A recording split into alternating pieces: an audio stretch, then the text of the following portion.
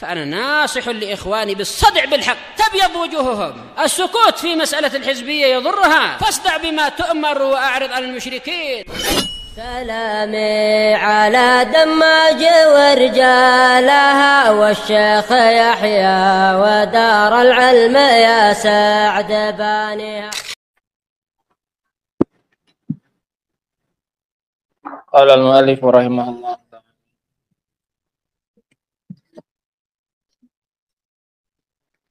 al-ayat tsaniyah, ayat yang kedua, fil maghfirati war rahmah, tentang sifat ampunan dan rahmat. Kemarin tentang sifat al-afu. Dan al-afu dan maghfirah keduanya memiliki kemiripan. Dari sisi kedua-duanya sama-sama apa? At-tajawuz anil uqubah. Sama-sama tidak menjatuhkan hukuman. Hanya saja bedanya bagi kata mereka, kalau maghfirah itu adalah karena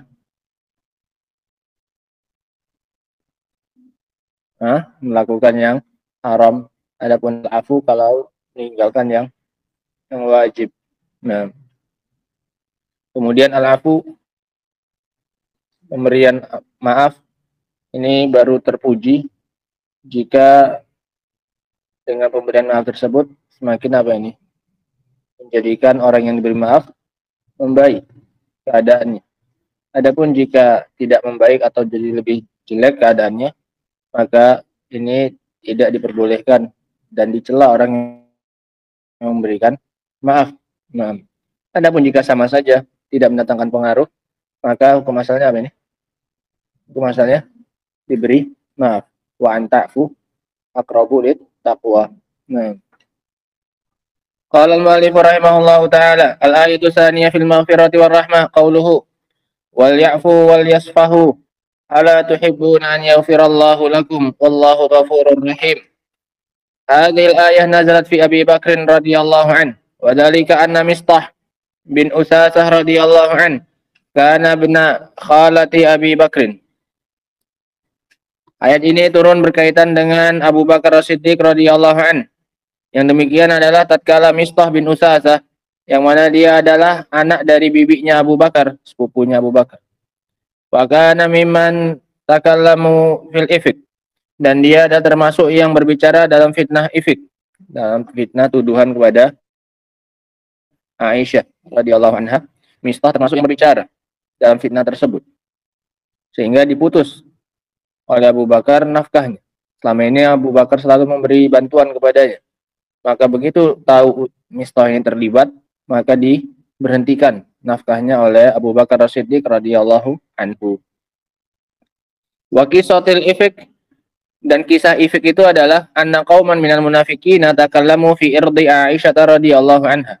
Bahwasanya sekelompok dari orang-orang munafikin berbicara tentang kehormatan dan nama baik Aisyah radhiyallahu anha. Mereka tuduh Aisyah radhiyallahu anha dengan tuduhan yang Allah telah membebaskan dirinya.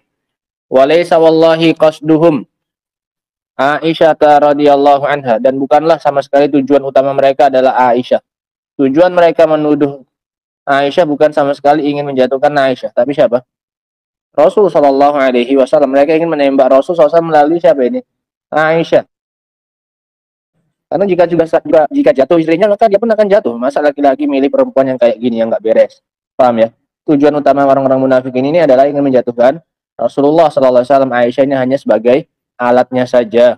Nah, lakin qasdahum Rasulullah sallallahu alaihi wasallam, maka tetapi tujuan utama mereka adalah Rasulullah sallallahu alaihi wasallam.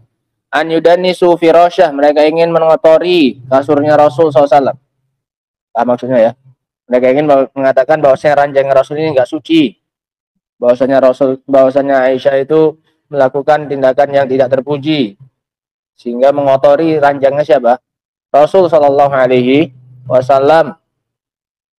Wa an yalhaquhul ar wal iyadu billah, dan ingin menimpakan kemaluan, rasa malu kepada beliau sallallahu alaihi wasallam, agar Rasul itu malu punya istri yang enggak beres kayak gitu. Paham ya? Makanya mereka tuduh siapa?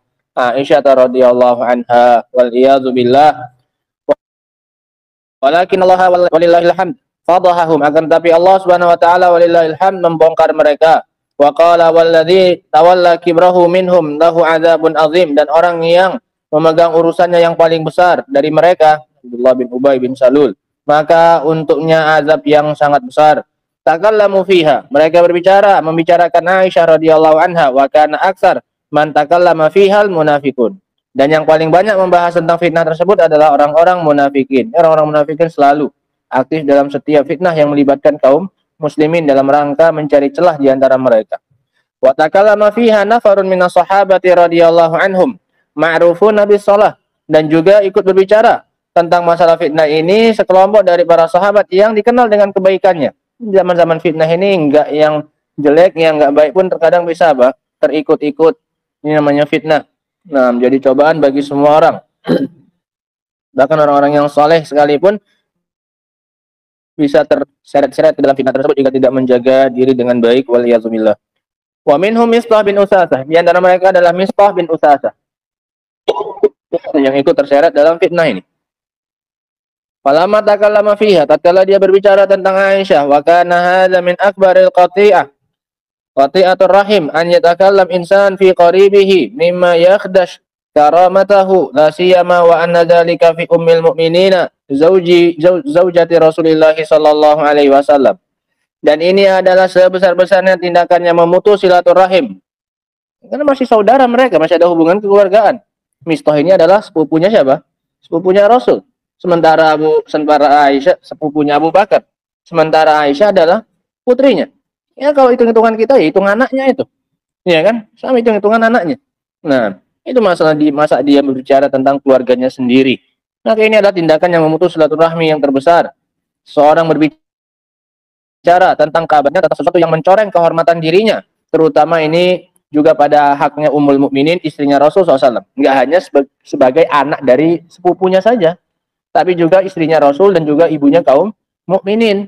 Nah, setelah mendengar dia berbicara, aqsama Abu Bakar alla yunfiqa alaihi, maka Abu Bakar bersumpah untuk tidak memberi nafkah lagi kepadanya. Wa kana Abu Bakar huwa alladhi yunfiqu alaihi, dan Abu Bakar adalah orang yang selama ini memberikan nafkah kepadanya. Faqala Allah Ta'ala, maka Allah pun mengatakan, wala ya'tali ulul fadli minkum wassa'ah an yu'tu ulil qurba wal masakin wal muhajirin fi sabilillah, dan tidaklah enggan orang-orang yang punya keutamaan di antara kalian dan punya kelapangan untuk memberi kepada kerabat dan juga orang-orang miskin dan orang muhajirin di jalannya Allah Subhanahu wa taala. Wa kullu hadhil awsaf tsabitah fi haqqi Mistah. Semua sifat tersebut ada pada diri siapa? Mistah. Dia miskin dan dia kerabat dan dia muhajirin. Semuanya ada pada diri siapa? Mistah. Malah justru dianjurkan oleh Allah untuk memberi yang seperti itu. Kodenya jelas kepada siapa arahnya? Kepada Mistah. Tapi tidak disebutkan namanya. Dianjurkan orang-orang yang punya kelapangan dan orang yang punya keutamaan. Siapa maksudnya? Abu Bakar. Ulul fadli wasa'ah siapa? Abu Bakar.